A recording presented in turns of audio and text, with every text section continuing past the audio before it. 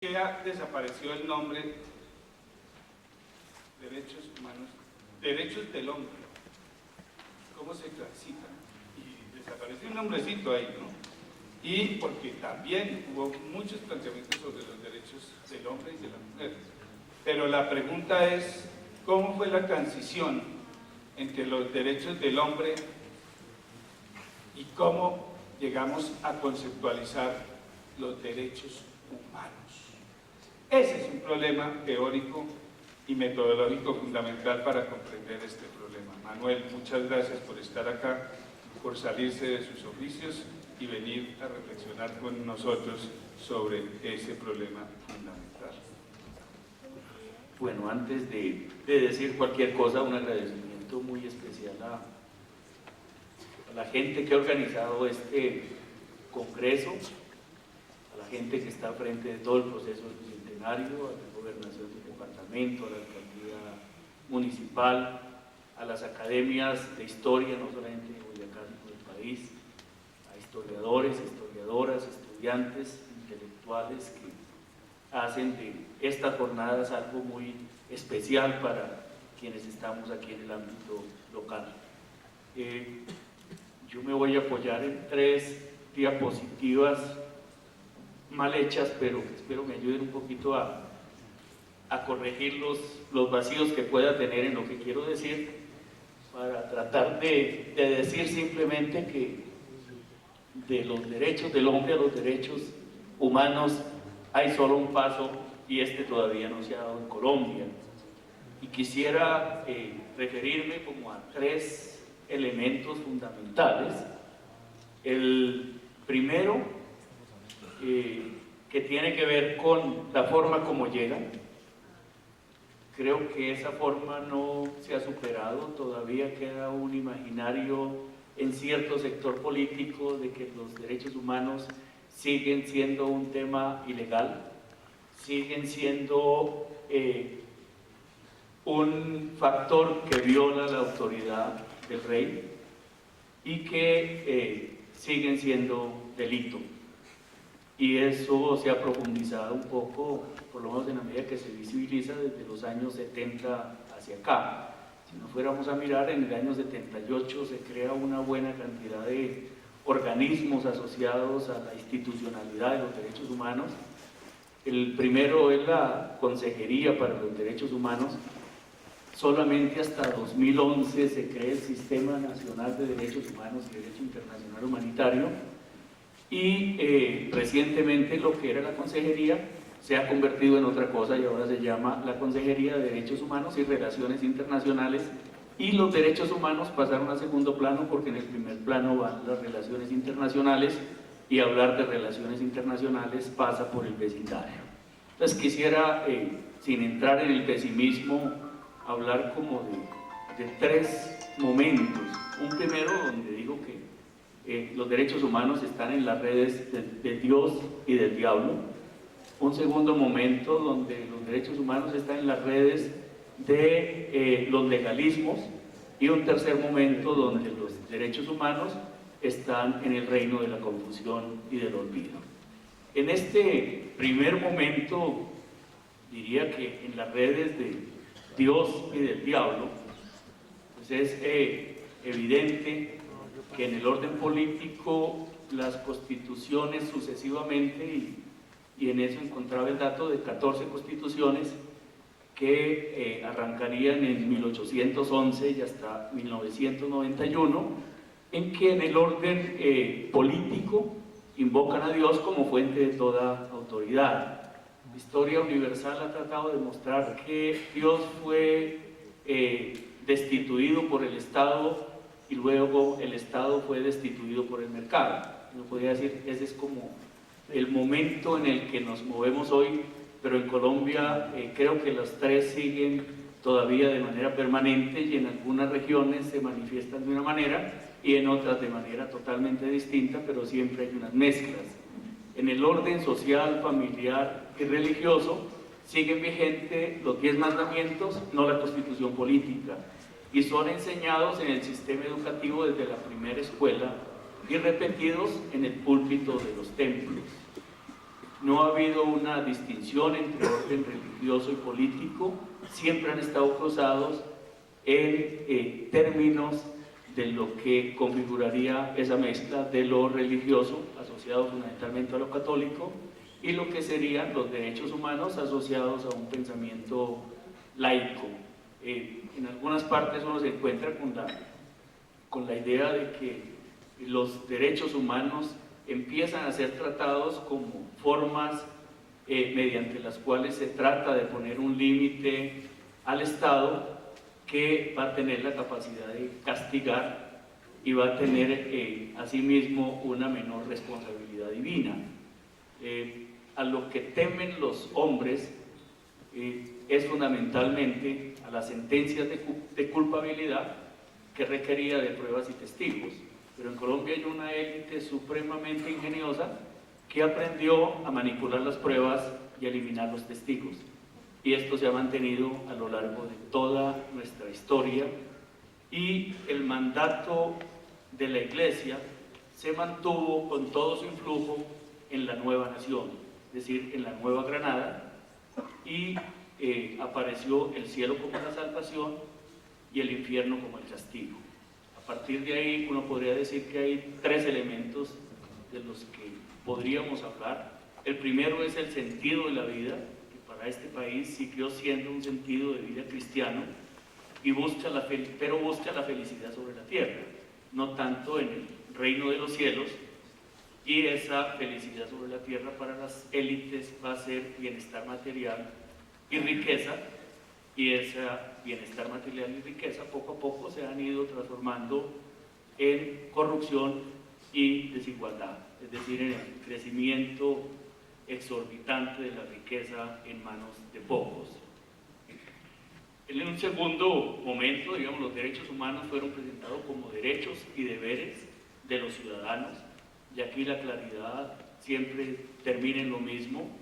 El varón era el propietario y el propietario era el ciudadano, y el ciudadano era el que podía participar y hacer suyos los derechos. Para los demás había una investidura de deberes que estaban especialmente enfatizados en deberes católicos, en mandamientos y en obras de misericordia fundamentalmente. Y esos derechos no tuvieron una noción independiente, lo cual la llevó a ser garantía mediante leyes y no mediante valores. Podríamos decir que los derechos humanos, al ser presentados como deberes y derechos, son presentados como derechos y deberes, uno podría ponerlos también como una desviación liberal de alguna manera, porque no necesariamente los derechos están en directa correlación con los deberes. Los deberes, incluso en 1948, la Declaración Universal de Derechos Humanos deja el deber al final, pero para el Estado, no para la gente común y corriente. El tercer elemento es la visión laica, que no logra instalar su propia condición de laica y empieza a darse una mezcla que, si bien es cierto, puede resultar puramente retórica, si trata de decir cosas. Hablamos de la diosa razón, hablamos de las leyes sagradas, y hoy en día hablamos de la vida sagrada. Y esto recrea los mensajes de los derechos del hombre con imágenes que fundamentalmente tienen un sentimiento religioso que sigue vivo hasta hoy. Y es claro advertir en esta primera red en la que están los derechos que la liturgia no puede incorporarse como acto del Estado, que las creencias no pueden ser parte de las instituciones, y los derechos, por ser una cosa tan absolutamente racional, no pasa por las creencias. De hecho, diríamos, es como la tabla rasa de lo que va a ser el Estado moderno. El segundo eje en el que me coloco, no se nota mucho, era más como para hacer la bandera mal hecha tal vez, pero bueno, es exactamente lo mismo que trato de decir aquí, pero con menos palabras. En las redes de la tradición legalista siempre ha existido la idea de proteger los bienes y los derechos de las personas, pero asociados a los bienes. Y es ciudadano el propietario que tiene derechos, es decir, que los derechos humanos históricamente han venido siendo tomados por las élites casi que en todos los lugares del mundo y han sido asociados a esa idea de los bienes. De ahí legalmente va a aparecer la idea de obedezco pero no cumplo, que es obedezco el mandato de la ley, pero le dejo al rey para que tome la última decisión. Creo que en esta época es mucho más evidente cuando uno escucha en todas las autoridades del gobierno central, casi que como que ellos manifiestan que sí creen en la Declaración Universal de Derechos Humanos, pero se guardan la potestad de no cumplir porque ellos no lo firmaron. Igualmente así con cada una de las cosas. Creo que el joven presidente todavía no estaba en época para firmar, luego no firmó la Constitución y no está obligado a cumplirla. Es decir, no hacen una relación presente-pasado y mucho menos nos dan una idea de futuro, aunque nos pongan que el futuro es de todos. En materia de igualdad pasó exactamente lo mismo. La relación con indígenas y esclavos definió derechos, estableció una reglamentación protectora, pero no para garantizar su conservación frente a la barbarie de los colonos, a la que llamó en su barbarie apenas excesos, sino para cristianizarlos. Era la idea de la salvación, hay que hacerlos humanos para que puedan seguir trabajando, fundamentalmente. Los indios igualmente fueron declarados vasallos libres de la corona, pero se reguló para que pudieran trabajar y mantener a los colonos españoles y criollos. Lo que nos queda a manera de conclusión aquí, en 3 frases, sería que Colombia se acostumbró a reconocer derechos en la Constitución, a negarlos en la ley y a violarlos en la práctica. Y eso creo que lo tenemos absolutamente interiorizado en todos los espacios. Decimos la Constitución colombiana es la más bonita retóricamente, pero carece de garantías, y seguimos haciendo alusiones a 1991. Cuando uno se va al 2019 se encuentra que lleva siquiera 33 reformas estructurales por dentro, es decir, le cambiamos la médula a la Constitución colombiana y no fue solamente un articulito, sino fue toda la estructura del funcionamiento del sistema político y social colombiano. Y el Estado, a la luz de ese proceso, se acostumbró a violar sus propias normas y a violar las reglas internacionales. Somos un país que se declara profundamente legalista cada vez que tenemos la oportunidad de hacer un poquito de política, un poquito de clientelismo con las decisiones, pero cada vez que una decisión nos toca decimos que no. Miremos el caso de los litigios con Nicaragua, miremos los casos de Human Rights con sus informes permanentes, Amnistía Internacional y con cada uno de los informes de todos los días. Y lo que podemos decir como una conclusión de esta parte es que hemos avanzado en desigualdad, se ha penalizado la fraternidad y se retrocede en libertades. O sea que hasta ahora no le hemos dado mucho espacio a decir que vamos bien en derechos humanos y seguramente nos ayudará en eso muchísimo más Ariel con todo el trabajo que hacen ellos desde la sociedad civil. Y el tercer elemento, el tercer eje, los que ponía es que estamos en las redes de la confusión, el engaño y el olvido. Un poco para recoger lo que decía Javier al comienzo, la tradición española y europea nos enseñó a mirar la historia de atrás hacia adelante y la propuesta hoy, nos decía Saramago, es al contrario, es ir del presente hacia atrás para poderla entender y seguramente esa desconexión de los tiempos nos ha permitido primero no entender que hay una estructura mafiosa incrustada en el Estado colombiano que deriva en clientelismo, corrupción y despotismo y que está fundada en una racionalidad económica fría, perversa, que incluso nos enseñaban juristas como Brocio y Francisco de Vitoria. Por encima de todas las leyes está la ley del mercado, la ley mercatoria, que sigue poniendo las reglas de todo lo que pasa. Si uno se va a mirar qué pasa con Odebrecht, qué pasa con las vías, qué pasa con los dineros de la salud, la educación, Dice, sencillamente encontramos adentro de nosotros mismos un país de funcionarios acostumbrados a que violar derechos apenas son pequeñas faltas. Hay un vaciamiento profundo de la democracia.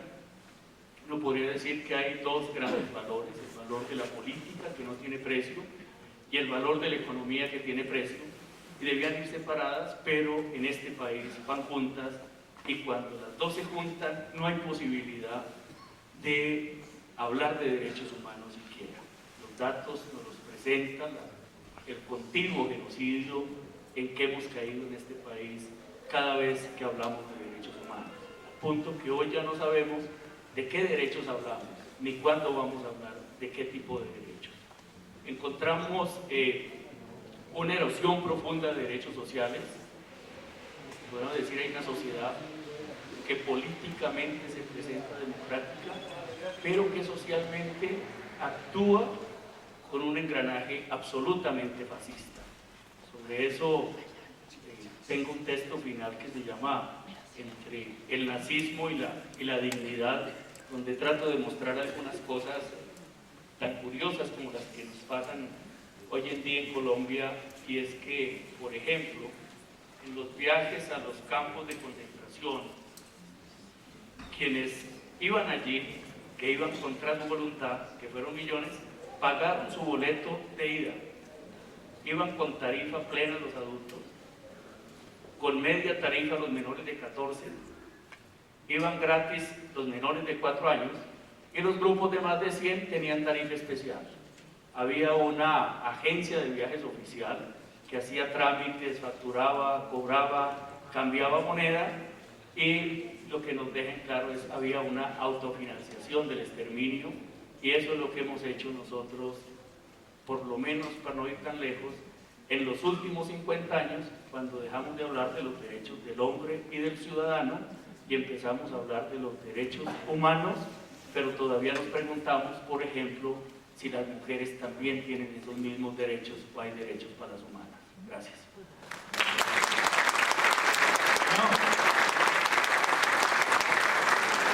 Lo tiene más difícil, Ariel. Manuel nos ha hecho una síntesis maravillosa, muy importante, de esa dificultad de llevar a la práctica lo que llamamos derechos humanos. Aprendí de Otto Morales Benítez, está Olimpo, una cosa muy importante, que lo más trascendental que sucedió en toda la República Liberal, decía él, fue la función social de la propiedad. Pero en la exposición de Rubin, concadenándola con la de Manuel, vemos que casi todos los derechos se afianzan jurídicamente durante ese periodo difícil que fue considerado una revolución perversa, la revolución en marcha. También quiero, antes de presentar a Ariel, decir que Ariel, cuando lo invitamos, siempre dijo: cuando yo tenga que ir a iré, tenga que hacer lo que tenga que hacer. Él está haciendo su trabajo de campo, su investigación. Él representa a la nueva generación de investigadores sociales que quieren trabajar una realidad distinta para Colombia. Y a propósito de lo que señalaba Manuel, la columna vertebral de la reforma del 91 se llamaba que Colombia era un Estado social de derecho. Hubo una reforma hace poquito que dijo Estado social de derecho si hay sostenibilidad fiscal. Y ahora todos los derechos los contestan con que no hay sostenibilidad fiscal. Es decir, los derechos humanos están atados al presupuesto de la vigencia de cada año. Es decir, eso nos crea una gran dificultad, es las que llaman las redes del diablo, de todas. Bueno. Ariel, por favor, tu experiencia, tu trabajo de campo maravilloso, tu valor civil frente a lo que hay que decir y no callar, que tantas dificultades te ha causado en lo familiar y en lo personal, porque quien asume decir verdad en estos momentos corre graves riesgos, porque decirte cállate es callar, es matarte, y a veces ambas cosas se confunden. Ariel, sabemos las dificultades que ha habido, todo lo que estás haciendo porque el país entienda, con tu equipo de trabajo, para que el país entienda la importancia de fomentar una paz duradera, fundada en los derechos del otro y fundada en la tolerancia y en la desaparición de esos mercados ilegales que tanto has estudiado y sobre todo cuando se mezclan con política. Porque les quiero decir que uno de los libros que más impactaron, que más han impactado, o los libros que más han impactado la política colombiana y que ha develado las relaciones oscuras entre política y economías ilegales, están en el alma de lo que Ariel representa hoy.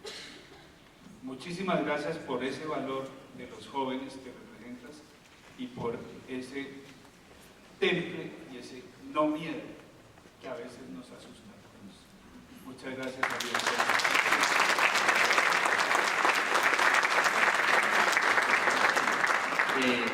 Buenos días y gracias a todos y a todas. Yo he tenido muchos debates en radio y en televisión y con abogados que cantan, con políticos y tal, y que se tienen a pegarme y tal. Pero eso a mí no me da nervios, hoy sí estoy con un poquito de nervios porque estoy con un montón de sabios acá, entonces eso es muy complicado para uno. Yo llamé a Javier y le dije, profe, ¿en serio quiere que yo vaya? Pues, o sea, en serio, yo no soy historiador, yo soy politólogo, profe. Digo, sí, todo bien. Bueno, aquí están, muchísimas gracias. Un saludo al profesor Daniel Percó, que aquí lo tengo, que sus libros fueron con los que arranqué la carrera y la maestría. Bien,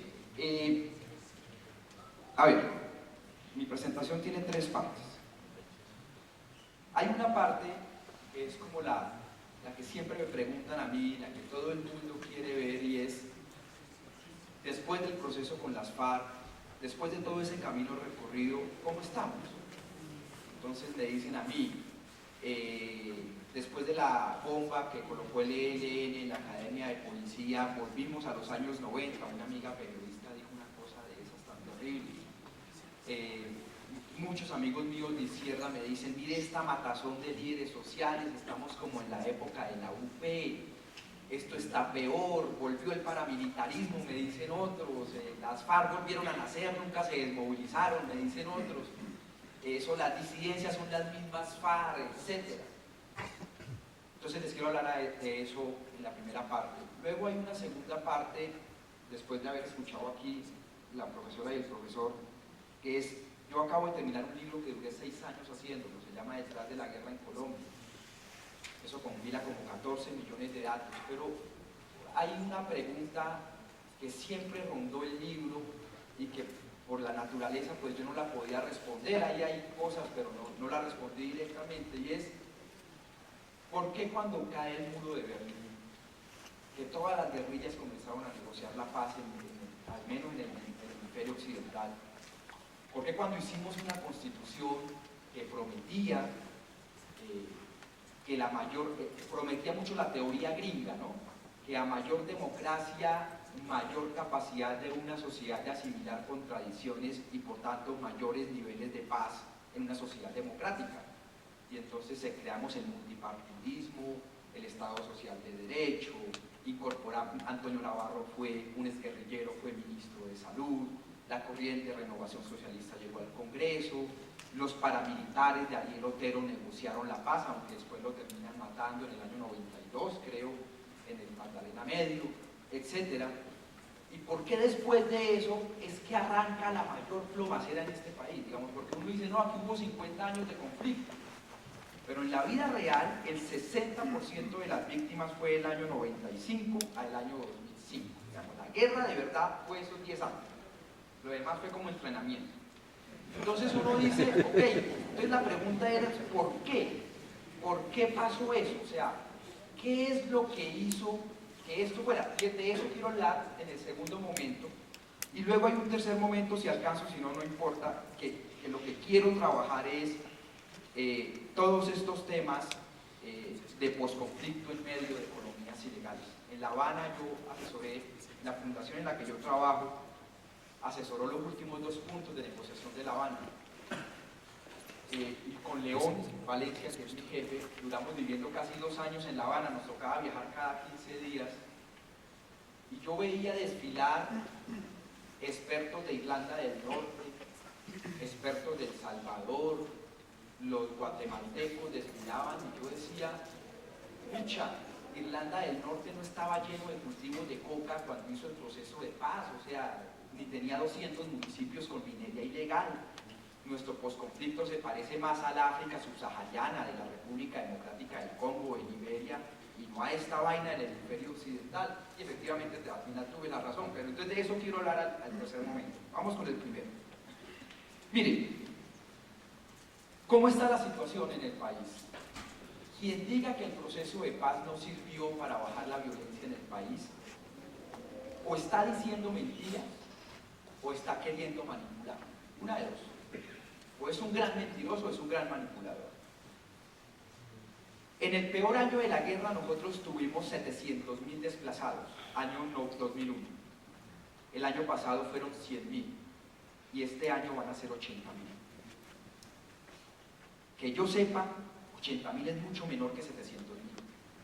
En el peor año de la guerra, 2006, 1.200 colombianos perdieron piernas, brazos, testículos y ojos por minas antipersonales. El año pasado fueron 104 y este año vamos a estar sobre 60 personas, de 1.200 a 60. En el peor año de la guerra, 98, 99, tuvimos 3.300 secuestros por año, 3.300 secuestros por año. El año pasado fueron 180 y este año vamos a estar sobre 160 secuestros. El homicidio cayó de 34 por 100.000 habitantes a 2017 24 por 100.000 habitantes. El año pasado tuvimos un pequeño incremento marginal del 1%, estuvimos en 25. Y este año, creo yo, como van las cosas, vamos a estar otra vez en 24. Muchos me dicen a mí, uy, pero 24 por 100.000 habitantes es mucho ayer. Sí, obvio, es mucho. Pero si usted lo compara con la región, todos los países latinoamericanos, casi todos los países latinoamericanos, a excepción de Argentina, Chile y Costa Rica, pero casi todos los demás países latinoamericanos van así en la tasa de homicidio. Si ustedes vieron el lunes pasado, salió el informe del INEGI en México, 29 por 100.000 habitantes. Si ustedes ven Brasil, 31 por 100.000 habitantes. Uruguay pasó de 8 a 13 por 100.000 habitantes, la Pacífica Uruguay. Son muy pocos los países que han logrado estas reducciones por más de que se haga. Entonces al final tú dices, obvio que esto sirvió. No únicamente esto fue el proceso de paz con las FARC, esto fue un efecto contagio que jaló todo en las ciudades y en todas las zonas urbanas también. Pero obvio que esto sirvió. Quien no vea los réditos de este proceso de paz, así vaya muy mal implementado como va ahorita que se queda tiempo hablaré de esto, está diciendo mentiras. O sea, al final este país es diferente. Claro, yo quería que este país subiera 10 escalones en una escalera. Subimos 2 o 3, no subimos los 10, pero subimos 2 o 3. Y esto ha funcionado. ¿Cuál es la radiografía hoy de la violencia? Hoy tenemos, de los poco más de 1.100 municipios que tiene Colombia, hoy tenemos 106 municipios muy afectados por la violencia. En la época de las FARC eran casi 300, cuando eran FARC y paramilitares y ELN en su mayor apogeo eran 700 municipios. Hoy estamos en 106 municipios con problemas delicados de violencia. 106 municipios que están divididos en 5 subregiones muy grandes. Toda la región del Nudo de Paramillo, particularmente el Bajo Cauca antioqueño, que son los municipios de Cáceres, Tarazá, Valdivia, el norte de Antioquia, que es Ituango, el sur de Córdoba, Montelíbano, Tierra Alta, Puerto Libertador. Ahí tenemos casi una guerra civil en este momento, por las zonas que eran de las FARC, la zona más complicada. La región del Catatumbo, en la frontera con Venezuela, el tema de la expansión del ELN, la guerra con el EPL, ahí tenemos otro complicado nudo. El otro complicado nudo es todo el andén pacífico, casi que de Tumaco a Río Sucio, pero muy dramático la costa pacífica nariñense, lo que es Tumaco, Barbacoa, La Tola, El Charco, Maguipayán, y la costa pacífica caucana, López de Micay, Tipiquí, Guapi, es como donde más tenemos dificultades. Hay un lunar en el suroriente del país, sur del Meta, Guaviare, y tenemos ahora un lunar que se nos está complicando muchísimo las últimas 3 o 4 semanas, que va a presagiar una guerra terrible, que es la Sierra Nevada de Santa Marta. Ahí tenemos ubicados más o menos los 106 municipios. En esos 106 municipios, ¿qué pasa? Hay unos grupos de disidencias de las FARC, mal llamadas disidencias, a mí no me gusta llamarlas disidencias, pero los llamamos grupos post-FARC, pero para que la gente los conozca son disidencias. Esos grupos son 22 grupos que operan en 54 municipios. No son los 250 donde operaban las FARC, son 54 municipios. Hay algunos grupos grandes, como en el suroriente del país, de esto de Gentil Duarte, hay otros muy pequeños. Y en lo fundamental, esos grupos tienen dos posibles caminos. Hay un camino que es el camino de la bandolerización. Aquí que están los historiadores, menos mal, entonces sí voy a hablar para que los jóvenes no me entienden a veces, pero aquí sí. La bandolerización es ese proceso que pasó después de la guerra entre liberales y conservadores, de Sangre Negra, Chispas, Efraín González. Mis abuelos me contaban la historia de Efraín González y yo decía, pero ¿por qué a este país le gusta tanto llorar bandidos, Dios santo? Entonces, todo ese proceso de bandolerización, que son personas que quedan con bandas de 30, 40, y eso va desapareciendo. Ese es un camino. Y el otro camino es que se vuelva una nueva guerrilla. El primer camino es más violento, pero es mucho mejor, porque ya no hay guerra política, digamos, esa justificación política de la violencia. El segundo camino puede ser un poco menos violento, pero sí sería una gran tragedia nosotros volver a revivir un conflicto armado del tipo político. Eso que estoy diciendo yo, esos dos caminos, eso lo vamos a saber de aquí a mediados del otro año. ¿Qué va a pasar? Incluso me atrevería a decir yo, de aquí a enero, febrero, ya sabemos qué va a pasar. ¿De qué depende? De la cantidad de mandos medios que reincidan en esos grupos. Con los paramilitares, Ernesto Báez tiene una carta donde dice, un jefe paramilitar, dice que el 80% de los mandos medios reincidió. Por eso es que uno va a muchas regiones y la comunidad le dice a uno, mire, son los mismos paracos de siempre. No, no es lo mismo, pero el problema es que sí son los mismos mandos, entonces por eso la gente los identifica como lo mismo. Entonces, esto va a depender de cuánta cantidad de mandos de la exguerrilla de las FARC vayan a esas disidencias. La pregunta obvia es, ¿y de qué depende de que vayan o no vayan tantos mandos a la disidencia? La respuesta es muy clara, de la seguridad jurídica que hay. Por eso yo me opuse tanto al tema de la extradición de Santrich, hacia ahora se haya volado. Por eso a mí me molestaba tanto porque yo considero que aquí hay un sector de las FARC liderado por Iván Márquez, quiere revivir la guerrilla. Hubo una reunión el 2 de mayo en la frontera, en el estado de Apure, para revivir eso. Y un sector del gobierno uribista que cree que volver a crear a las FARC les va a dar mucho prestigio en las encuestas. Entonces tenemos un intento de saboteo de ambos sectores para revivir a las FARC. Lo que hay que garantizar es que eso no pase, y yo creo que eso lo vamos a saber de aquí a enero, febrero, marzo, al fin si Iván Márquez va para allá, si Santrich va para allá o qué va a pasar, y ahí vamos a saber un poquito qué va a tomar esos grupos que son las disidencias. Pero esos son 54 municipios, 22 grupos, solo 11 son preocupantes, lo demás va a ir desapareciendo. En el caso del ELN, es una guerrilla con un crecimiento marginal, se ha expandido en 18 municipios, operaban en 96, sumaron 18 más. El expresidente y senador actual Álvaro Uribe Vélez dijo en una entrevista de CNN que eran 15.000 guerrilleros que estaban totalmente tomados Venezuela. Yo no sé de dónde sacan los datos. Su crecimiento es muy marginal del ELN, pero hay una particularidad muy delicada, y es que el futuro con el ELN va a depender del tema Venezuela. Es decir, eso está atado al tema Venezuela, lo que vaya a pasar. Y luego hay una cosa que llaman grupos armados organizados, donde está todo esto, el clan del Golfo, lo que llaman la banda de la Constru, lo que llaman la empresa, todo eso que ustedes oyen hablar, que ellos han tenido una expansión muy delicada, sobre todo en la zona del Pacífico colombiano y la zona de la frontera con Venezuela. Ese es el problema que nosotros tenemos en este momento de seguridad.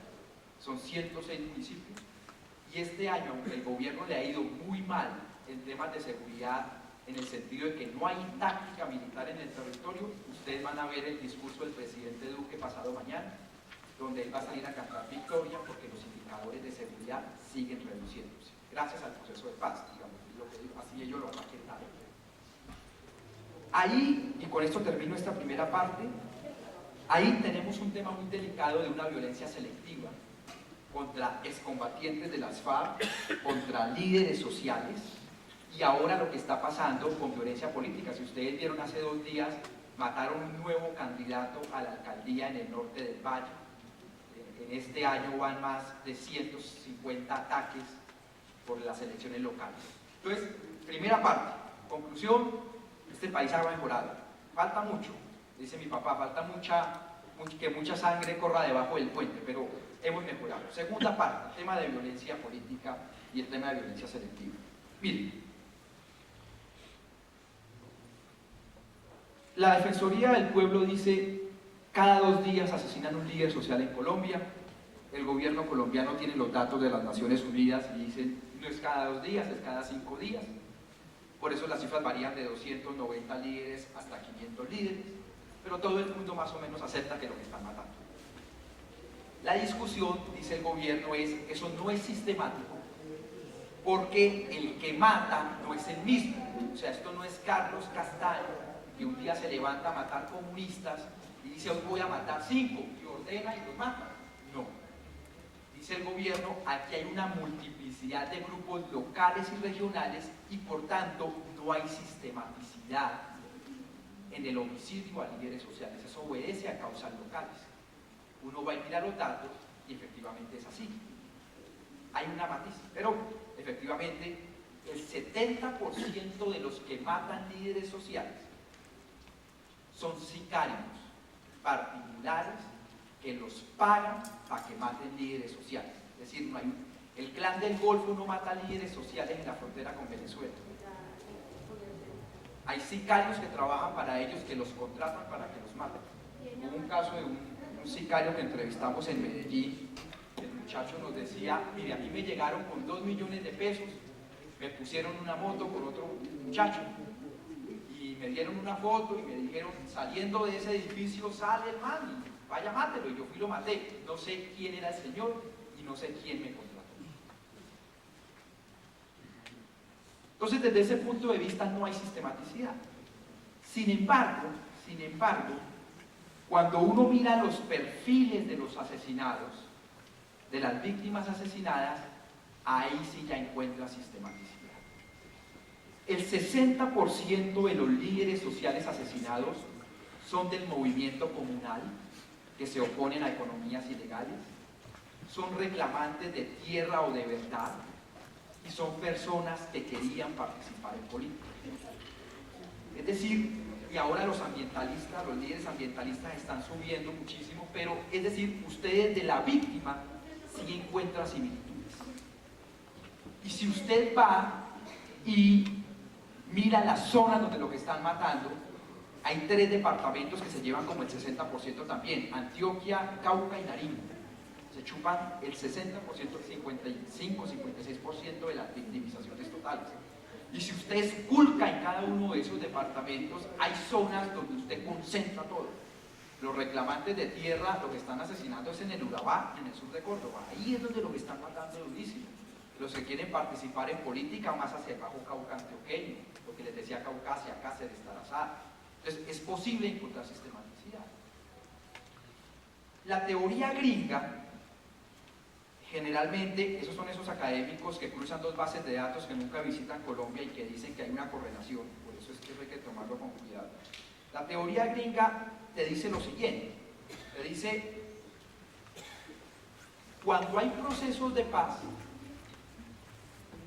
eso mejora la representación política porque incluye un sector político históricamente excluido, y eso pues tendría que bajar los niveles de violencia. Sin embargo, hay... ¿Listo? Sin embargo, ya me están diciendo. Sin embargo, cuando dice la teoría gringa, eso significa que al mejorar, al reducir la exclusión política y a integrar un sector político excluido, los niveles de violencia política tendrían que disminuir. Más o menos eso es lo que te dice la teoría y te hacen cálculos estadísticos y todo. Pero en Colombia no ha sido tan así.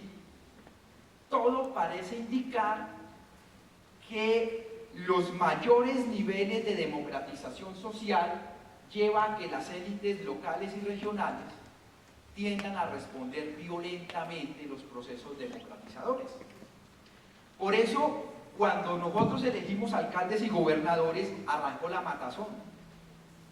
O sea, pareciera que en Colombia hay una resistencia muy grande de las élites, a la democratización. ¿Qué es lo que yo creo que pasa? El Estado colombiano, aquí me voy a meter en temas de historia, así que usted me defiende si digo alguna herencia. Bueno, entonces el Estado colombiano, Javier Guerrero me defiende, el Estado colombiano siempre tuvo una élite muy pequeña, santafereña, que llaman bogotana, endogámica porque se casan entre ellos. El último matrimonio fue el hijo de Pastrana con la nieta de Ospina Pérez, es una cosa endogámica entre ellos, con 20, 30 familias. Y ellos decían, mire, a nosotros déjenos mandar aquí el poder nacional y ustedes en las regiones vayan a administrar en el Estado como se les dé la gana. La única condición es que ustedes no nos disputan el poder nacional. Todo lo demás vaya, hagan lo que se les dé la gana. Es tan así que hoy día los ganaderos Fedegan, el Estado colombiano no cuenta cuántas vacas tiene Fedegan, los afiliados a Fedegan, para cobrarles impuestos, sino Fedegan mismo se dice cuántas vacas tiene, nadie sabe si es cierto. Hoy la multinacional Drummond, ellos declaran cuántas toneladas de carbón sacan, nadie sabe si es cierto. De hecho, el último informe de la Contraloría dice, oiga, como que se les olvidó unas 100 toneladas de decir que sacaba para pagar impuestos. Entonces el Estado colombiano siempre delegó, la élite nacional delegaba en la élite local, siempre, históricamente fue así. Cuando se da la Constitución del año 80 o 91 y la elección popular de alcaldes y gobernadores en el año 86, pues el pacto se rompió, porque entonces las élites locales dicen, oiga mi amor, ¿cómo es esto? O sea, teníamos un acuerdo y ahora tú me pones a competir y usted sí allá tranquilo. Y arranca la matazón. Si usted lee el libro no editado de Jorge 40, es un libro que él quería sacar y que no sacó, pero está rondando. Ese libro narra muy bien eso. Él tenía un grupito paramilitar que se llamaban los Guardianes de la Sierra, como este grupo vallenato que hay. Entonces, los Guardianes de la Sierra, y así comenzaron esta matazón. Entonces, la resistencia a la democratización es un saldo, es una cosa. Yo digo que en Colombia la violencia es un mecanismo de competencia política más. Por eso la cantidad, y ahí no importa si es de izquierda o de derecha. El candidato que mataron hace 2 días en el norte del Valle era de derecha, no era de izquierda, y lo mataron porque es un tema de competencia política. Y la democracia nuestra, aquí el profe terminó con esto, dice una frase que me dejó sonando, es: la Constitución reconoce derecho, la ley lo niega y en la práctica no se cumple, más o menos lo que dice. Bien, entonces, en estas elecciones locales, yo estoy comprobando que efectivamente hay una cosa que llaman autoritarismos regionales. Hay zonas de este país donde no deberían hacer elecciones, porque ya se sabe el ganador y va a ganar por el 80%. Ese es el sueño paramilitar, no porque las élites sean paramilitares, me explican, pero ese siempre fue el sueño. Miren, les voy a poner, Elsa Noguera va a ganar por el 80% de los votos, por lo menos. Termino. Elsa Noguera va a ganar por el 80% de los votos. La candidata de Dilian Francisca Toro en el Valle va a ganar con el 70% de los votos. Vicentico Bler en Bolívar va a ganar con el 60% de los votos. En Cundinamarca, aquí nomás, Nicolás García va a ganar por el 80% de los votos. Si usted se pone, los génicos van a ganar 85% de los votos en el Cesar. O sea, si usted se pone a ver, la violencia sí cumplió un papel en la configuración del mapa político. Exterminó la oposición de derecha, de izquierda, la exterminó. Y hoy no hay cómo competir con esas élites locales a nivel regional. Entonces, es muy dramático lo que tenemos hoy, porque es como si estos estados autoritarios, hay este libro de Edward Gibson de la Universidad de Northwestern que habla muy bien comparando Argentina y México. Él logra entender que en democracias nacionales se crean unos autoritarismos regionales. Menem, antes de ser presidente, fue gobernador de la provincia de La Rioja por más de 20 años. O en el caso en Tamaulipas, ahora en México, la familia que está gobernando, que es del PRI, lleva como 30 años gobernando. O sea, en el medio de democracias sí funcionan autoritarismos. Y ahí viene un tema adicional, y es que la violencia que jugó un papel en este proceso de consolidación de élites, ya hay una discusión profunda si eso fue una cosa esperada o no esperada de la guerra. Y en esto con el profesor Peco hemos tenido diálogos sobre eso. Es una discusión que existe. Ariel, me están llamando la atención. Listo. La equidad de género. Termino con esto. Entonces, no alcanzo el tercer punto, pero termino con eso. Entonces, ese diálogo es cierto, pero lo que sí es cierto es que la violencia sí jugó un papel en consolidación de élites en Colombia. Y hoy estas elecciones en 3 meses lo van a comprobar. Lo que pasa es que ahora la violencia es utilizada, ya no es tan utilizada, ahora es muy selectiva, y lo que utilizamos son recursos públicos. Hoy una gobernación como La Guajira vale 6 millones de dólares, 5 millones de dólares, y ninguno de los que estamos acá podemos sacar esa plata para competir. Entonces hay unos desajustes en la democracia, y obviamente la violencia es un mecanismo más de competencia política. ¿Listo? Ariel, escúchanos, muchas gracias.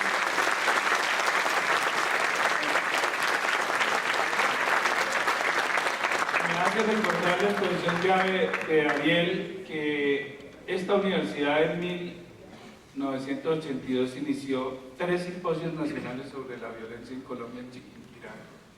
Y aquí están presentes una de las figuras emblemáticas de la primera generación de estudiosos de ese tema, Daniel Pecó, y Ariel cerrando un círculo de reflexiones intergeneracionales muy importantes.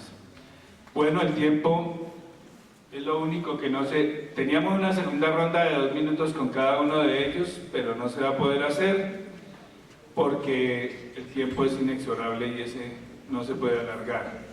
Quiero cerrar recordándoles 2 cosas. Primero, este panel cierra una reflexión muy profunda que hicimos en la mesa número 10, que se llama La Paz del Bicentenario. Allí estuvo Alejandro Reyes, asesor del Problema Agrario en La Habana, estuvo Carlos Delgado de la Universidad de Multiversidad de México, muchas personas estuvieron, tuvimos grandes ponentes, interesantes reflexiones sobre esto, pero también cerramos el sábado con Jesús Abad Colorado. No podemos despreciar aquello que decíamos, que la historia es un método riguroso para mirar los problemas del pasado, pero para solucionar los problemas del presente y para construir el futuro. Por eso queremos invitarlos muy cordialmente y especialmente a nuestros invitados de honor de las academias, que en la UPTC hemos trabajado 11 años un proyecto que se llama La Ruta del Bicentenario.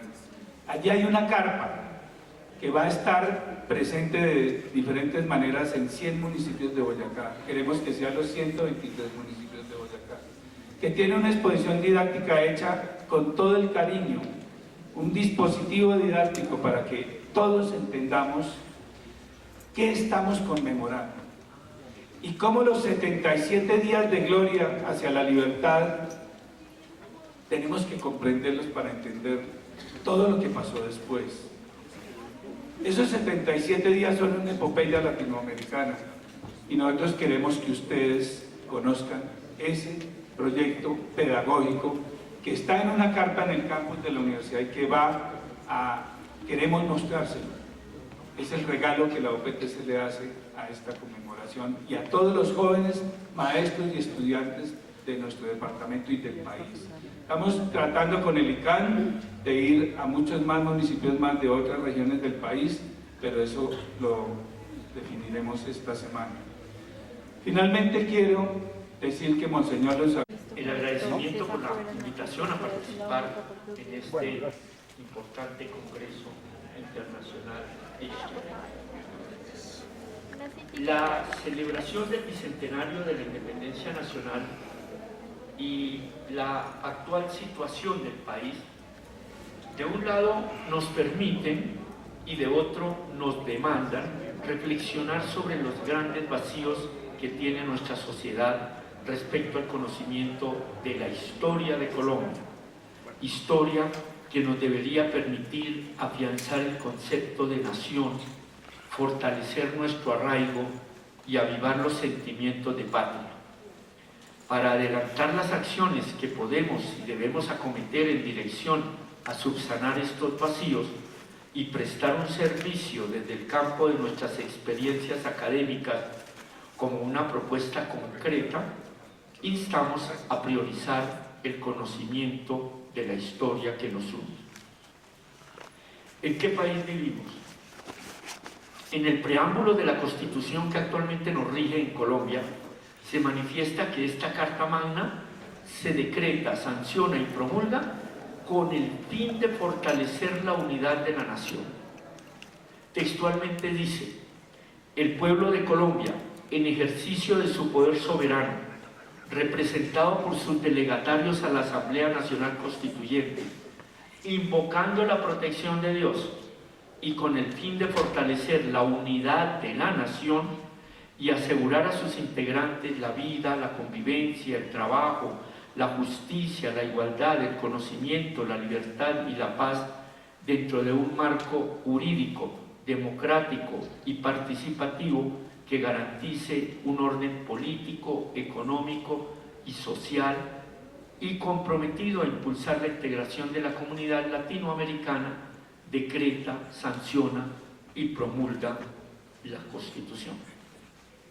Y en el título 1, que está dedicado a los principios fundamentales, se fija: son fines esenciales del Estado servir a la comunidad y promover la prosperidad general y garantizar la efectividad de los principios, derechos y deberes consagrados en la Constitución.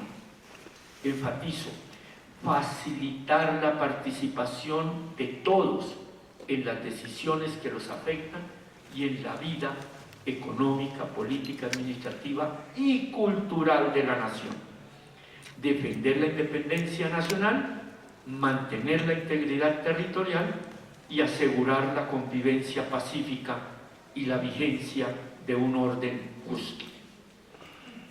Más adelante dice: las autoridades de la República están instituidas para proteger a todas las personas residentes en Colombia en su vida, honra, bienes, creencias y demás derechos y libertades, y para asegurar el cumplimiento de los deberes sociales del Estado y de los particulares. Es decir, y para el tema que nos ocupa, debemos resaltar que tenemos una Constitución que tiene por fin fortalecer la unidad de la nación y facilitar la participación de todos en la vida cultural. Para fortalecer la unidad de la nación es necesario sembrar arraigo y fomentar la identidad nacional. En este sentido, la historia como eje de los procesos culturales y alimento de la vida cultural de una nación es fundamental. Esta primera reflexión nos obliga a repasar los conceptos en que se soportan las definiciones establecidas en la Constitución para hablar así el mismo lenguaje. Hagámoslo brevemente, con 4 de estos conceptos que están íntimamente relacionados: nación, país, patria e identidad.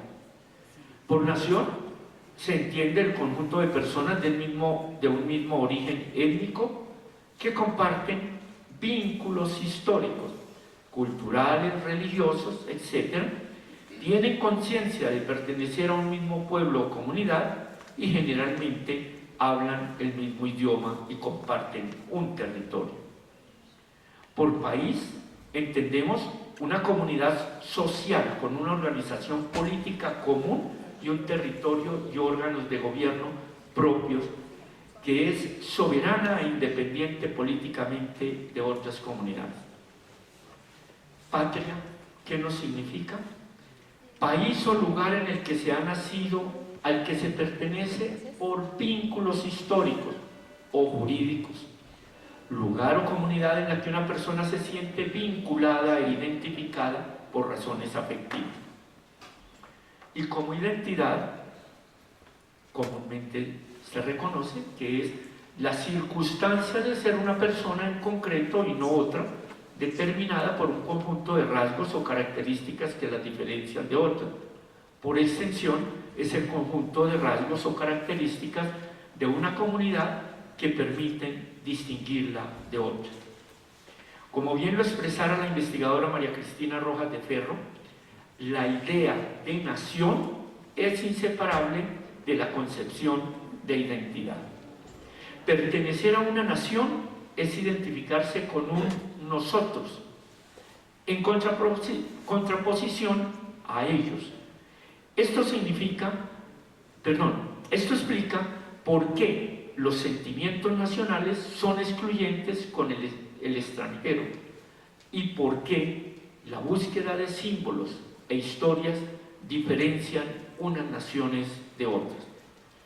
Ahora bien, tanto en la definición del concepto de nación como en el de patria, están implícitos los vínculos históricos.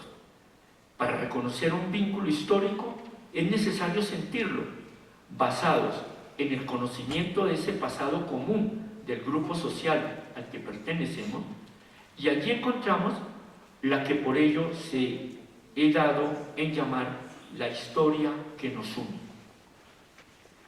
Claramente, el ser humano, en la búsqueda de respuestas a interrogantes permanentes como lo de quiénes somos, por qué estamos aquí, por qué nosotros, requiere abrir ventanas al pasado. Esas ventanas son la historia, la memoria y las reliquias. La historia, como aporte al desarrollo social, es determinante. Los principios universales de la historia como ciencia son los mismos.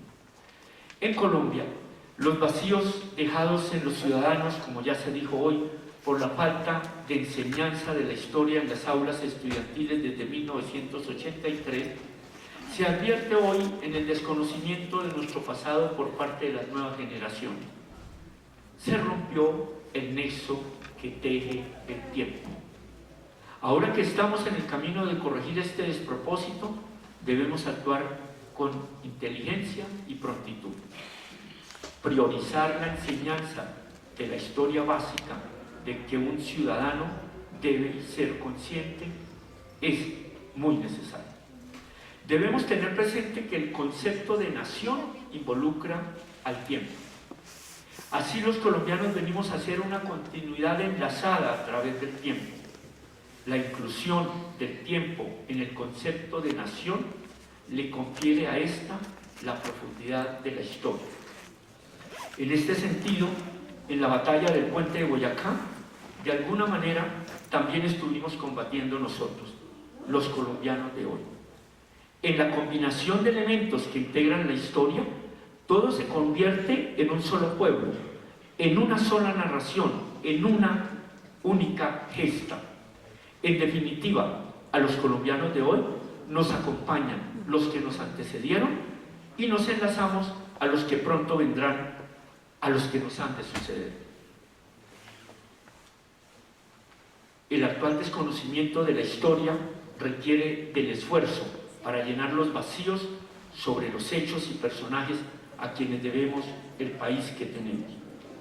El Bicentenario ha permitido volver la mirada sobre tantos y tantos aspectos del proceso independentista que se nos presentan a veces aislados, a veces muy aislados, o que han caído en el olvido.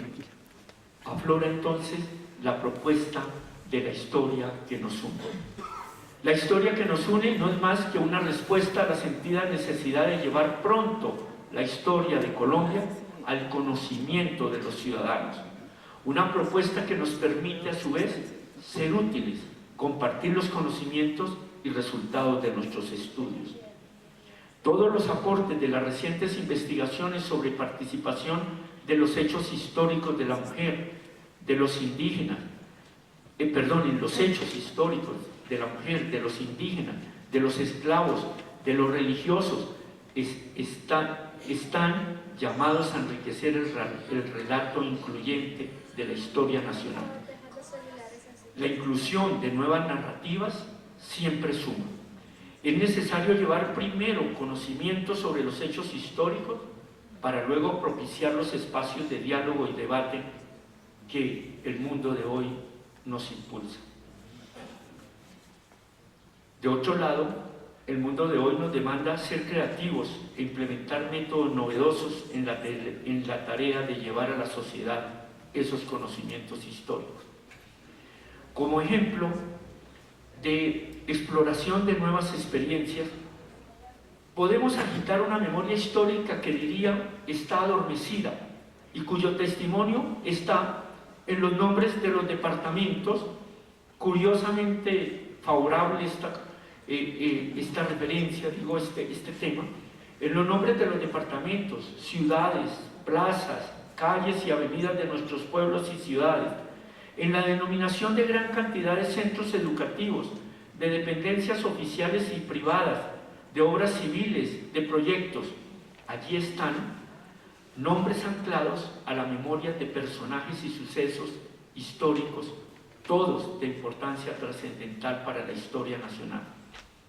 Nuestro deber es entonces alimentar el conocimiento sobre la razón de ser de dichas denominaciones y avivar la memoria colectiva sobre los valores que dichos nombres deben evocar. Una memoria que debemos cuidar para que no se nos arrebaten, para que no sea borrada. En la mayoría de nuestras ciudades y pueblos, con el pretexto de modernizar los espacios públicos, las estatuas y bustos de personas ilustres, los monumentos, las placas han sido desplazadas, arrinconadas, cuando no retiradas. Una acción que irónicamente avanza en este tiempo bicentenario es el retiro de las imágenes de los próceres de los billetes de circulación oficial. Cabe cuestionarnos al respecto. Entonces, la independencia nacional, ¿cómo asumirla? En el orden de ideas que traemos, al hablar de la independencia de Colombia, debemos hacerlo como un todo. Tener muy presente que esta corresponde a un proceso desplegado durante varios años, enmarcado en dos fechas que con fundamento se tornan emblemáticas para la nación: el 20 de julio de 1810 y el 7 de agosto de 1819. Esto sin desconocer ninguno de los procesos que se desarrollaron por todo el territorio del entonces virreinato de la Nueva Granada. En este periodo, claramente pasamos del triunfo de las ideas a la independencia absoluta. Y sobre tantos acontecimientos que integran la gesta revolucionaria, tendríamos que referirnos en su orden, aquí ya se ha hecho en la mañana, al periodo de la Ilustración como el gran antecedente, al movimiento juntista del que emerge la revolución independentista, a la Primera República en que busca consolidarse el nuevo Estado, a la batalla de Cachirí, en que con la derrota patriota se puso fin a esa Primera República, a la reconquista y el régimen del terror que retomó el dominio español, a la campaña libertadora que finalmente alcanzó el triunfo en la batalla del Puente de Boyacá y con ello el nacimiento de la Segunda República. A veces pareciera que nos cuesta trabajo entender que este proceso a su vez no es aislado, que se enmarca en el proceso del desarrollo social americano y la historia universal misma. La independencia nacional es en el momento en que se recupera el Estado nacional, democrático y republicano instaurado en esa Primera República a que estoy aludiendo. Recordemos que el Estado integra una población en un territorio bajo una autoridad. Su vocación es aportar a la estabilidad de esa vida nacional. El concepto de nación, como ya lo mencionábamos atrás, e incluido en la Constitución, hace referencia al conjunto de personas que tenemos una misma historia, una misma cultura y un mismo conjunto de tradiciones. Dentro de este proceso tan abandonado, tan dejado de lado de esa primera república, por su importancia y lo trascendental que resulta para el nacimiento de la República Colombiana. Permítame referir muy brevemente los acontecimientos que culminan con la expedición de la primera constitución del mundo hispánico y posteriormente la declaración de independencia absoluta. En Santa Fe, enseguida del llamado grito de independencia el 20 de julio, se creó una junta de gobierno que de inmediato convocó un cuerpo legislativo denominado el Serenísimo Colegio Electoral de Cundinamarca, el cual, luego de las debidas propuestas y deliberaciones, aprobó el 30 de marzo y promulgó el 4 de abril de 1811 la Constitución del Estado de Cundinamarca, la primera del mundo hispánico, con la que se iniciaba a su vez la Primera República. Vendrían luego, sí, las diferencias conceptuales entre centralistas y federalistas. El 27 de noviembre del mismo año, en 1811, se suscribiría el Acta de la Confederación de las Provincias Unidas de la Nueva Granada, que expediría la Constitución de la República de Tunja el 9 de diciembre. El papel de las academias. Las academias de historia, por su naturaleza, bien sean del orden nacional, regional o local, tienen por objetivos investigar, analizar y difundir la historia de Colombia, de un departamento, región o ciudad, para contribuir así a la formación de la identidad nacional. A ello se suma fomentar la difusión de los acontecimientos históricos y las conmemoraciones a través de los diferentes medios de comunicación. Estamos en un momento en que se hace necesario priorizar el objetivo de difundir la historia fundamental de la nación para promover su conocimiento, conservando la claridad sobre la importancia de mantener la investigación histórica, el debate y la controversia al interior de las instituciones y del mundo académico. Las academias de historia necesitamos priorizar el fomento de la historia que nos une, una historia nacional básica que ilustre y motive al ciudadano a conocer más sobre la historia de su región, sobre su ciudad o municipio, y que enseñe los valores y principios que requiere una sociedad.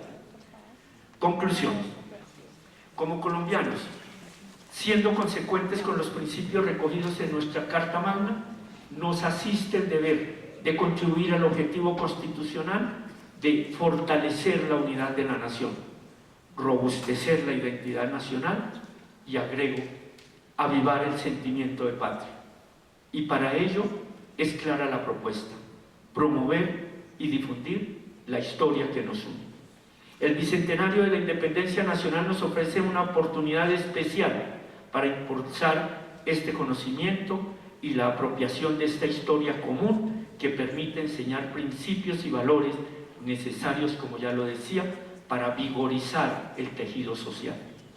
Impulsemos nuevas dinámicas para difundir los acontecimientos históricos, aprovechando las novedosas herramientas de estudio y comunicación que nos ofrecen los avances tecnológicos. Las academias de historia necesitamos priorizar, y perdonen la insistencia, pero ese es mi mensaje, el fomento de la historia que ilustre al ciudadano sobre lo más destacado e importante del proceso de consolidación de la nación. Necesitamos desmontar los falsos prejuicios que califican a la historia de aburrida y saturada de fechas que obligatoriamente hay que memorizar. Eso no es así. Necesitamos hacer atractiva la presentación de las narrativas. Los métodos modernos, los avances tecnológicos nos deben facilitar esta tarea ahora que asistimos a un desarrollo de medios de comunicación como nunca antes se había dado. En nosotros está el ayudar a recuperar la narrativa sencilla y tradicional de la historia, apoyados en herramientas que permiten hacerla atractiva. Más allá de los aportes novedosos que siempre son refrescantes, más allá de las discusiones sobre los aspectos históricos sensibles a una comunidad que siempre son bienvenidos, debemos priorizar la enseñanza de la historia la enseñanza de la historia que nos une. La historia que nos une, esta propuesta incluye la historia de las diferentes disciplinas del conocimiento y su aporte a la construcción de la nación.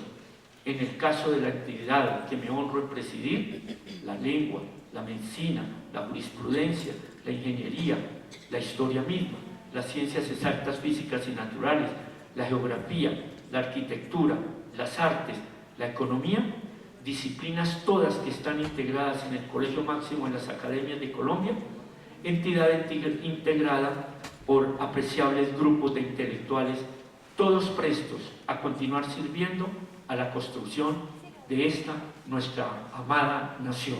Muchas gracias.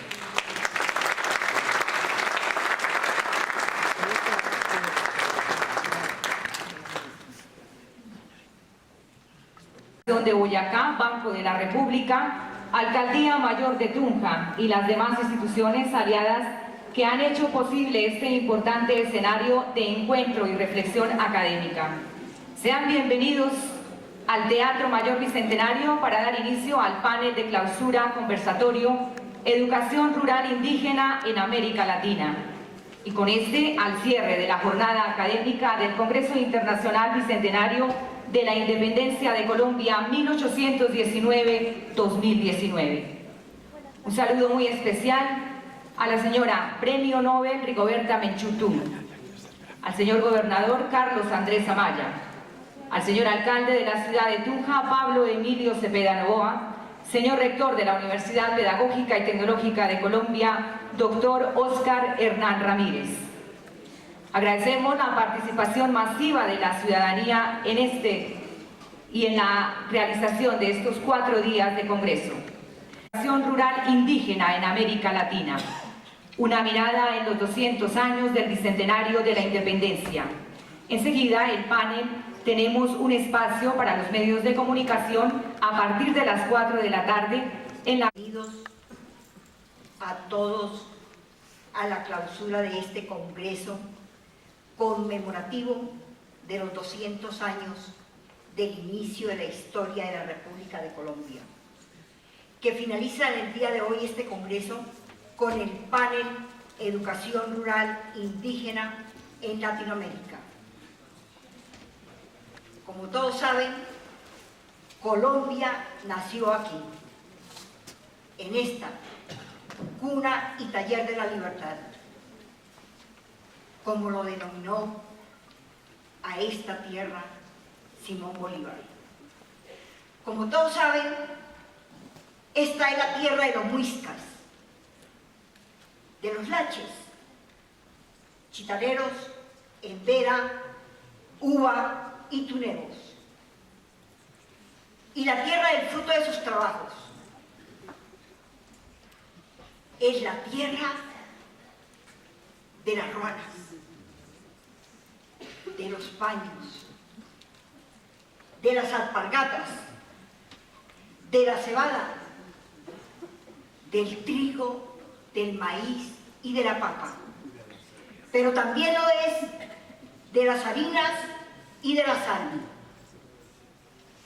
Tierra donde caló y tomó brío el vocerío indígena que gritó la revolución comunera, y donde se alumbró una de las primeras constituciones de América, luz, guía y ejemplo de otras muchas. La Boyacá indígena y mestiza reivindica su noble origen a 200 años de que sus hijos, hechos cuchillos, lanzas y hachas, sembrasen con su sangre la semilla de la libertad. Les recordamos hoy y les rendimos homenaje. Suenan y sonarán siempre las voces de aquellos a los que la historia les soltó la voz, como fue a la voz de los indígenas. Suenan hoy y sonarán siempre las voces de aquellos a los que la navaja hecha dientes alumbraron los valientes hijos de esta insignia tierra de Boyacá. hoy cerramos un ciclo de diálogo, de diferentes visiones sobre la independencia americana. Pero lo que hay que decir es que todos estamos unificados bajo los principios éticos de construir escenarios de diálogo y reconocimiento de los procesos y apuestas educativas de las comunidades regionales, y que desde los contextos de la ruralidad apropian y resignifican la implementación de las políticas educativas. En este sentido, y con el apoyo de la Red Internacional de Maestras Indígenas, Africanas y Afrodescendientes, que lidera el Grupo de Investigación, Historia y Prospectiva de la Universidad Latinoamericana ISULA de la Universidad Pedagógica y Tecnológica de Colombia, pretendemos en este panel reivindicar y visibilizar a la población indígena latinoamericana. Consideramos que es un momento histórico y agradecemos a nuestros tres panelistas el haber aceptado la invitación, quienes, como ustedes van a ver, tienen diferentes miradas sobre las estrategias, pero se unen en una sola voz por la defensa de nuestros saberes y lenguas ancestrales. A usted, señora doctora Rigoberta Menchú, le manifestamos que la tierra que pisa se ennoblece con su presencia, y todas y todos los presentes y también los ausentes que ofrecieron su vida por nuestra libertad le agradecen su visita. Cuando la especie humana no repute ni jerarquice las razas, recordará que personas como usted eliminaron los odios que nos denigran como seres humanos. Y sabrán que personas como usted generaron el respeto hacia lo que nos diferencia y nos complementa. Bienvenida, doctora Menchú, doctor López y doctor Mencilla. Muchas gracias.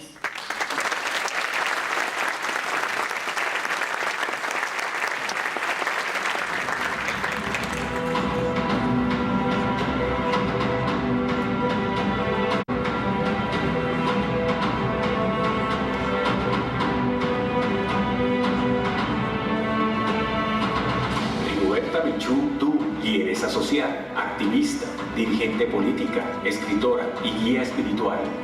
Ha trabajado incansablemente en la defensa de la reivindicación de los derechos de las mujeres y de los pueblos indígenas y ha tenido una trayectoria extraordinaria en los procesos de diálogo de paz en la región. Óscar Hugo López Rivas, desde el 2016, ministro de Educación de Guatemala, licenciado en Educación por la Universidad de San Carlos de Guatemala y doctor en Educación por la Universidad La Salle de Costa Rica. Especialista en Educación Ambiental y en Educación en Población y Salud Reproductiva. Juan Mancilla Sepúlveda, magíster en Desarrollo Regional y Local por la Universidad Academia de Humanismo Cristiano en Santiago de Chile. Doctor en Filosofía y Letras por la Universidad Pontificia de Salamanca, España. Y doctor en Historia del Mediterráneo Medieval por la Universidad Autónoma de Barcelona, España.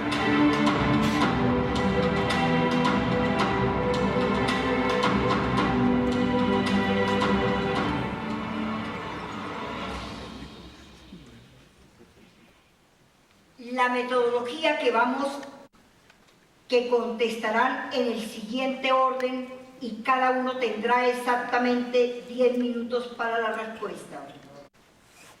El presente evento celebra los 200 años del inicio de la construcción de la nación colombiana, que considera que representa la independencia política del Estado republicano para las comunidades indígenas americanas. Doctora Rigoberta Menchú tiene 10 minutos. En primer lugar, quiero agradecer profundamente la invitación, señor rector. Gracias por la invitación de estar aquí. Y quiero recordar que nuestro sagrado día de hoy son 4 energías del Ahau-Tihash, que nos hace recordar que sin el Padre Sol, ¿de qué humanidad estaríamos hablando? Sin la fuerza, sin la luz, sin la irradiación de las energías del Padre Sol, no estaríamos aquí, los humanos y todos los seres vivos. También nos hace recordar de la fuerza, la fecundidad, la trayectoria de todas las vidas con nuestra Madre Tierra. Y por eso pido permiso a las fuerzas de nuestra Madre Tierra, al Padre Sol, para respirar un poco del sagrado oxígeno y del sagrado agua de estas hermosas tierras. También quiero saludar las energías de cada uno de ustedes. Son fuerzas, todos y cada uno, y la totalidad de nosotros somos la fuerza cósmica. Y por eso, gracias a sus energías, que podemos coexistir en este hermoso espacio y celebrando 200 años de historia. Y que parece que 200 años es muy poco en el corazón de la humanidad, pero es profundamente grande en la trayectoria de los seres vivos y los seres humanos. Realmente nosotros y nosotras, los pueblos indígenas, estamos esperando un día la emancipación. La independencia no significó emancipación para nuestros pueblos. Son interminables luchas los que han realizado nuestros hermanos y hermanas para que hoy en día existan 522 pueblos en América Latina, 522 pueblos indígenas.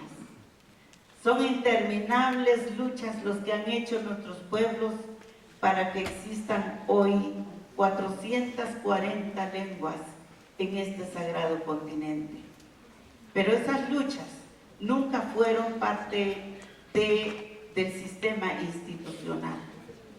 Si nosotros revisamos todos los pensum de educación, en 200 años ustedes se van a realmente convencer que lo que estoy diciendo es aquella emancipación que soñamos, seguiremos soñando y trabajando con interminables luchas para que nuestros pueblos continúen su curso en este planeta. No depende realmente de los acontecimientos políticos, económicos, sociales, culturales, la vida y la existencia de los pueblos indígenas hoy por hoy. Depende de su fortaleza, su fuerza, en 3 cosas, y que lo voy a profundizar quizá más adelante. Yo estoy convencida que los pueblos indígenas tienen una matemática del tiempo y viven dentro de una matemática del tiempo, un conteo del tiempo, como lo llamamos nosotros.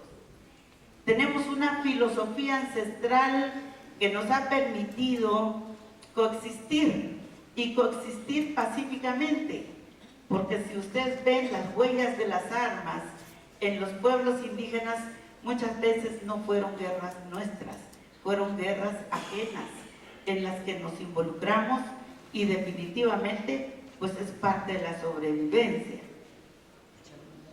Tenemos una filosofía ancestral, tenemos una ciencia y una tecnología ancestral, tenemos una forma de visualizar el mundo. También tenemos una práctica cotidiana del ser natural, lo que dirían ustedes el ser espiritual. Nosotros no decimos tanto espiritual porque somos una fuerza natural, nuestra naturaleza es tan profundo y perfecto que podemos entonces coexistir en cualquier lado del planeta. De verdad, es increíble la empatía que podemos encontrar con cada mujer del planeta, con cada hombre del planeta, con cada generación del planeta. Y a mí me ha tocado en carne propia vivirla.